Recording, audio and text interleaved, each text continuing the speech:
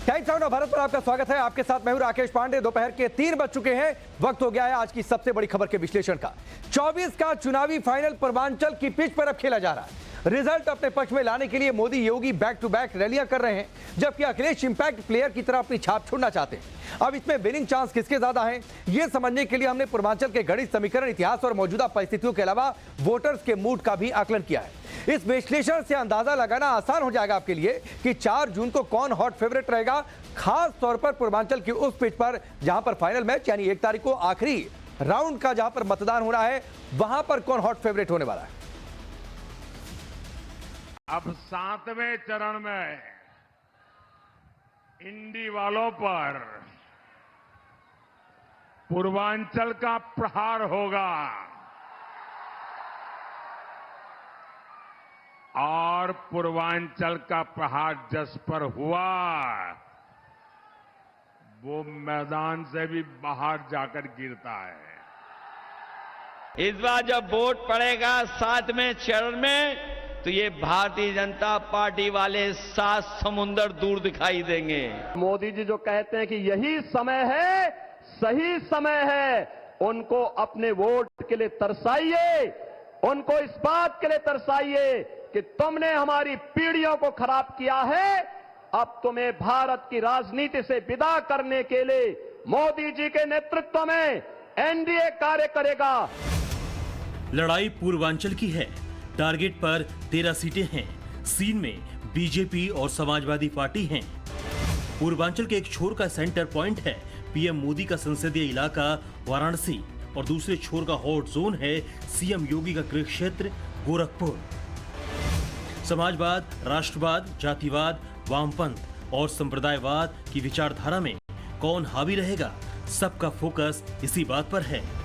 7 साल से पूर्वांचल उत्तर प्रदेश का मुख्यमंत्री चुन रहा है और इसलिए पूर्वांचल सबसे खास है। जो 400 पार का नारा दे रहे थे वो 7वें चरण में 400 हार करके जाएंगे। कांग्रेस और समाजवादी पार्टी के गठबंधन को आने का मतलब क्या है? इसको आने का मतलब है आतंकवाद को आमंत्रित करना। इनको वोट देने का मतलब माफिया राज को हावी करना। 4 जून ऐतिहासिक दिन तो होगा ही होगा। जिन्होंने कहा कि अच्छे दिन आएंगे वो अच्छे दिन तो नहीं ला पाए हैं, लेकिन हम लोग बीजेपी को हरा करके 4 जून से खुशियों के दिन मनाएंगे। वैसे तो पूर्वांचल में 27 सीटें हैं, जिनमें से आखिरी राउंड में 13 के लिए टक्कर है और ये इसलिए अहम है क्योंकि 2009 में बीजेपी इनमें से महज 3 सीटें जीती थी। 2014 में मोदी बीजेपी का चेहरा बने और अपने दम पर क्लीन स्वीप कराया। 2019 में बीजेपी ने 2 सीटें लूज कर दी, यानी 11 पर जीत हासिल की। अब 2024 के चुनाव का इम्तिहान है, इसलिए सब ने अपने अपने फॉर्मूले सेट कर दिए हैं। बाजी अपने पाले में लाने के लिए पासे फेंके जा रहे हैं। समाजवादी पार्टी ने हमेशा साजिश के तहत पूर्वांचल को पिछड़ा बनाए रखा। ऐसे लोगों को पूर्वांचल बार बार सजा देगा जिन्होंने इस क्षेत्र के साथ विश्वासघात किया।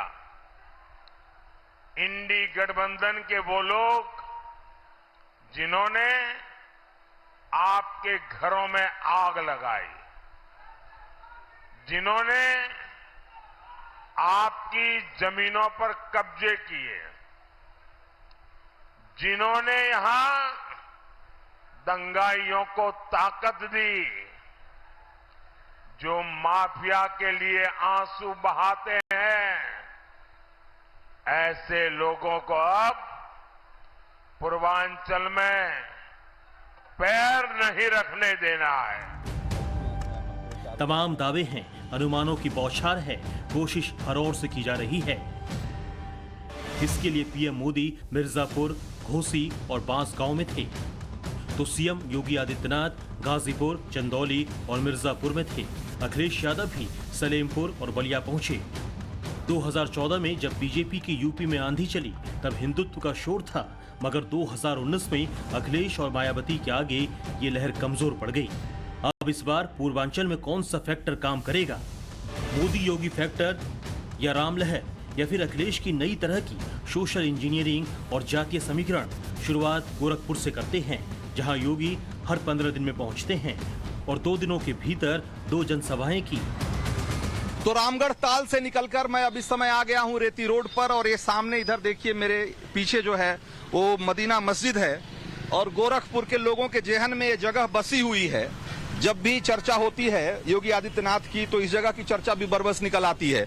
ये वही जगह है जब 1998 में पहली बार योगी आदित्यनाथ जब गोरखपुर से सांसद चुने गए तो उन पर यहाँ एक तरीके से जानलेवा हमला हुआ था, और ये जगह आज भी गोरखपुर के लोगों के जेहन में उसी तरीके से बसी हुई है। इसको लेकर तमाम कहानियां लोग कहते सुनते आपको गोरखपुर में मिल जाएंगे। वोट पड़ेगा हिंदुत्व पे कि जाति पे? वोट तो देखिए ना जाति ना हिंदुत्व, वोट जो है वो विकास के ऊपर पड़ना चाहिए। पड़ना चाहिए, पड़ेगा किस पे? विकास के ऊपर पड़ेगा। विकास के ऊपर पड़ेगा। तो विकास के मामले में योगी मोदी जी की जोड़ी अच्छी है कि राहुल अखिलेश की जोड़ी से भरोसा उम्मीद है? उत्तर प्रदेश में नो डाउट कि योगी मोदी जो है वो विकास कर रहे हैं। अच्छा। और हर तरफ विकास हो रहा है। हाँ, तो हर तरफ विकास, जरा कुछ बताइए हम लोगों को भी, मैं तो नया अभी। हाँ। आप पहले जो है यहाँ से देख लीजिए गोरखपुर के विकास में तारामंडल की तरफ आज से 10 साल पहले कोई नहीं जाता था। अच्छा। उधर लोग कहते थे साहब जो है एकदम जंगल है। आज देख लीजिए गोरखपुर जो है कितना विकास की तरफ, तारामंडल जो है एक जो है पूरा समझिए कि गोरखपुर की शान इस समय हो गया है कि यहाँ पर तारामंडल और विकास, और उधर रामगढ़ ताल वगैरह जो है लोग नैनीताल की जगह इस समय तारामंडल की तरफ जा रहे हैं। लोग कह रहे हैं कि बड़ा हिंदू मुसलमान हो रहा है इस बार। नहीं, ऐसा कुछ नहीं। तो ये गोरखपुर में भी इस तरह का है क्या? यहाँ अपने जो है जो अपने विधायक जी हैं बहुत गोरखपुर में बहुत अच्छा काम कर रहे हैं। गोरखपुर बीजेपी का गढ़ रहा है। यहाँ जाति धर्म के आंकड़ों से परे वोट नाथ संप्रदाय और योगी आदित्यनाथ के नाम पर पड़ता है। 2018 का उपचुनाव छोड़ दिया जाए तो 1991 से जितने भी लोकसभा इलेक्शन हुए हर बार गोरखपुर में भगवा लहराया है। इस सीट पर योगी आदित्यनाथ का इम्पैक्ट रहता है और इसी की बदौलत रवि किशन 2019 का लोकसभा चुनाव जीत चुके हैं। बीजेपी ने एक बार फिर रवि किशन पर भरोसा जताया है, जबकि उन्हें समाजवादी पार्टी से काजल निषाद टक्कर दे रही हैं।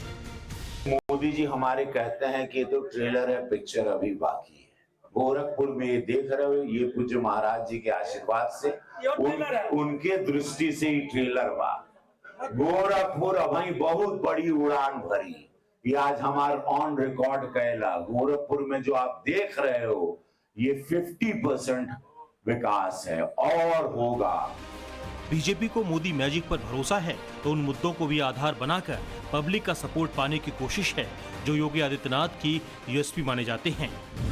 माफिया पर चोट, बुलडोजर एक्शन, जातिवाद पर हमला, पूर्वांचल का विकास और परिवारवाद पर प्रहार। मोदी और योगी ने जब भी पूर्वांचल में चुनावी दौरा किया तो हर चौथी लाइन में इन्हीं की गूंज सुनाई दी। जब से योगी जी आए हैं माहौल ही बदल गया, मौसम भी बदल गया। हमारे योगी जी तो अच्छों की गर्मी उतारने में एक्सपर्ट है। अखिलेश यादव पूर्वांचल को लेकर इसलिए भी उत्साह में हैं क्योंकि 2019 के बाद 2022 के यूपी विधानसभा चुनाव में भी यहां उन्हें अच्छे खासे नंबर आए थे। 2017 में बीजेपी को पूर्वांचल के 10 जिलों की 61 सीटों में से 41 सीटें मिली थी, जो 2022 में घटकर आंकड़ा 29 रह गया था, जबकि समाजवादी पार्टी ने 12 के आंकड़े को सुधारते हुए 31 तक पहुंचा दिया था। इसमें बहुत बड़ा योगदान गाजीपुर का भी था, जहां समाजवादी पार्टी और उसके सहयोगी दल ने 7 सीटों पर कब्जा किया था। अखिलेश भले ही पूर्वांचल से उम्मीद लगाए हों, लेकिन गाजीपुर में अफजाल अंसारी की दावेदारी पूरी तरह से क्लियर नहीं, और यही वो वजह है जिसकी बदौलत बीजेपी गाजीपुर में इस बार जीत की आस लगाए है। सफाया इनको भारतीय जनता पार्टी का सफाया सारी सीटों पर। मोदी अपनी सीट बचा ले, बस अपनी सीट बचा ले, यही बहुत है। वो भी खतरे में है।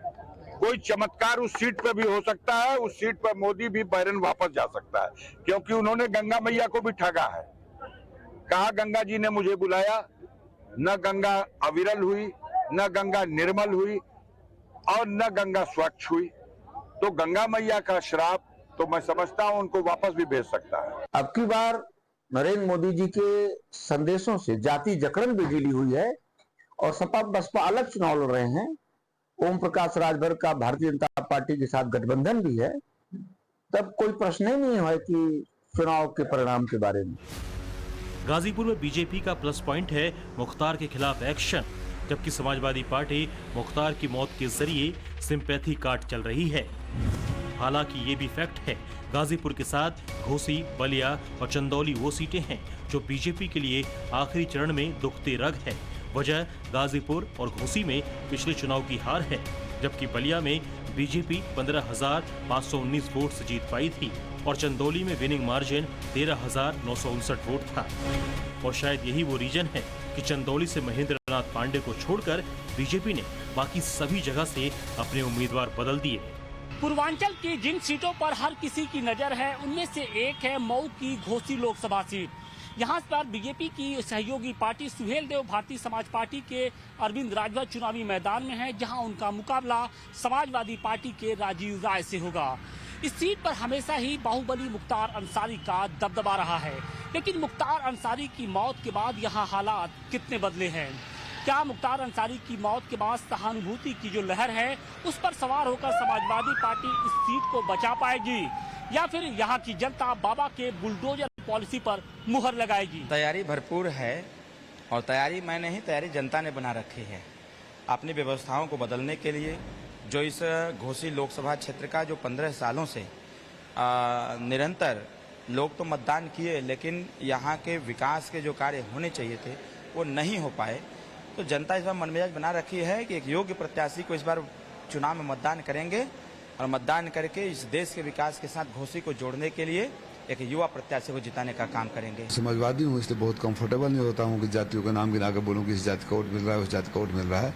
मुझे समाज के सारे बिरादरी का वोट मिल रहा है, क्योंकि जब मेरे दरवाजे पर कोई बीमार आया, किसी का इलाज कराया, आपको मैं पहले ही बताया था, जितने बच्चों को मैं मलेशिया से कोरोना काल में लाया, कोई मेरी बिरादरी का नहीं था।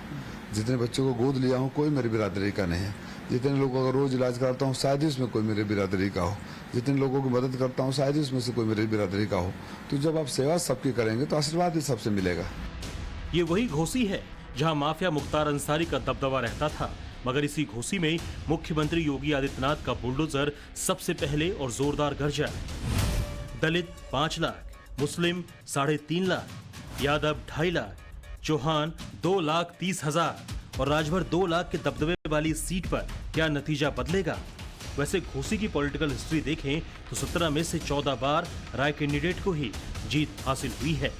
ओम प्रकाश राजभर सर, जो उनका हर 6 महीने पे उनका पलटी मार जाना और उनके बड़बोलेपन का यही कारण है कि उनके बेटे इस बार बुरी तरह मात खाएंगे। मुख्तार का जो हुआ था वो समाप्त हो गया उसके मरने के बाद, और ये सहानुभूति की मतलब वोट नहीं पाता था। वो तो दहशत पैदा करके वोट पाता था और अपने दलालों को पैसा देकर और पैसा के माध्यम से वोट पाता था। किसी नैतिकता के कारण, अपने चरित्र के कारण, अपने कार्य के कारण नहीं पाता था। इंडिया का माहौल इस लोकसभा के अगल बगल जितनी लोकसभाएं हैं सब पर इंडिया भारी है, और महंगाई, बेरोजगारी, भ्रष्टाचार से लोग निजात पाने के लिए अपना वोट जो है साइकिल पर करने का मन बना चुके हैं। पिछले 6 महीनों से अपने मऊ जिले में विकास हो रहा है, होना शुरू हो गया है। अगर वही हम सरकार का और भी सहयोग कर गए, एक अपना मत देकर, तो कहीं ना कहीं मऊ जिले का जो विकास पिछले 15-20 सालों से रुका हुआ था वो और दुगुना चौगुना रफ्तार ले लेगा। कहते हैं राजनीति में कुछ भी अस्थायी नहीं होता और जरूरी नहीं नतीजे हर बार एक जैसे हों, लेकिन जब से मोदी ने मोर्चा संभाला है, पूर्वांचल में बहुत कुछ बदला हुआ है। नतीजों से लेकर शहर की आबो हवा तक और इसका बहुत बड़ा फैक्टर रहा है काशी। 2014 के बाद से बनारस और मोदी एक दूसरे के पर्याय बन गए हैं और 2024 के चुनाव में भी कुछ इसी तरह की बयार दिख रही है। बनारस में आखिरी चरण में मतदान होना है और प्रधानमंत्री नरेंद्र मोदी का मुकाबला क्या प्रधानमंत्री नरेंद्र मोदी से ही है, क्योंकि पिछले 2 चुनाव में जब वो यहां से चुनकर संसद पहुंचे तो पहली बार लगभग 2 लाख वोट से वो जीते और दूसरी बार तो उससे भी ज्यादा वोट से वो जीते। तो इस बार क्या प्रधानमंत्री इस बात को लेकर मुतमईन है कि पिछली बार के मुकाबले इस बार वो और ज्यादा वोटों से जीतेंगे, या फिर विपक्ष उन्हें टक्कर भी दे रहा? कहाँ के रहने वाले हैं? यही बनारस के रहने वाले हैं। अभी सोशल मीडिया पर एक बात खूब चल रही है कि लोग यहाँ शिव भक्त बनकर आते हैं और वापस जो जाते हैं यहाँ से किसी भी दूसरे राज्य से आते हैं तो वो मोदी के वोटर बनकर चले जाते हैं। ये सच है क्या? हाँ सच है, क्योंकि यहाँ का जो विकास हुआ है पिछले 5-7 सालों में 10 सालों में रोड इंफ्रास्ट्रक्चर और घाटों का, तो पहले से कुछ तो सुधार हुआ है, तो इसलिए तो ऐसा करना उचित है। क्या नाम बताया आपने? मुश्ताक भाई, मैंने जानबूझकर नाम पूछा है ना, कि ऐसा भी माहौल बनाया जा रहा है कि जो मुस्लिम समुदाय के लोग हैं वो तो मोदी के खिलाफ हैं। सब नहीं है, जिनको मतलब अपना सोच होता है ना इंसान का, तो जो धर्म के हिसाब से देखेंगे उनका अलग सोच होता है, जो विकास देखेंगे उनका अलग सोच होता है, तो हम लोग विकास देखते हैं, जो विकास करेगा वो यहाँ रहेगा। कितना बदला है बनारस? बहुत बदल गया है। हाँ? बहुत सब बदल गया है। क्या क्या बदला है? बहुत घाट सब साफ सफाई हो गया, हर एक चीज हो गया पहले से। अच्छा, तो मोदी जी इस बार कितने ज्यादा वोटों से जीतेंगे पिछली बार के मुकाबले, क्या लगता है? हम तो नहीं जानते सर कितने वोटों से जीतेंगे, बाकी ये पक्का जीत जाएंगे। के रहने वाले हो? वाराणसी के रहने वाले हो। क्या लग रहा है इस बार के चुनाव में? लग रहा है कि अपना मोदी सरकार फिर से आने वाला है। हम तो खुश हैं क्योंकि हम देख रहे हैं बनारस को अपने आंखों से बदलता हुआ देखा मैंने। प्रधानमंत्री नरेंद्र मोदी आखिरी राउंड की वोटिंग से कुछ घंटे पहले वाराणसी में डेरा जमाने वाले हैं। मकसद यही है कि काशी से पूरे पूर्वांचल की हवा बदली जाए। जो कसक 2019 के चुनाव में रह गई थी उसे पूरी तरह से दूर किया जाए। लेकिन क्या नमो इफेक्ट का असर वाराणसी से करीब 170 किलोमीटर दूर बलिया पर पड़ेगा? क्या देश के पूर्व प्रधानमंत्री चंद्रशेखर की कर्मभूमि पर कमल खिलेगा? इसका जवाब हर कोई पूछ रहा है। मेरे अब पहला और आखिरी एक ही है लक्ष्य कि इस क्षेत्र का विकास हो।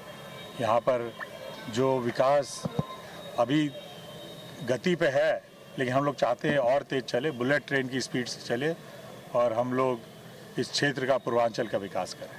देखिए, जो देश में सरकार है ना, उसके पास कोई मुद्दा नहीं है साथी। जिस मुद्दे को लेकर राजनीति करने आए थे लोग, जिन घोषणा पत्र के साथ 2014 में आए, उसमें एक भी काम बता दीजिए उसको उन्होंने पूरा करने का काम किया है। वो भारत के संविधान के प्रति ही उनकी जिम्मेदारी नहीं बन पा रही।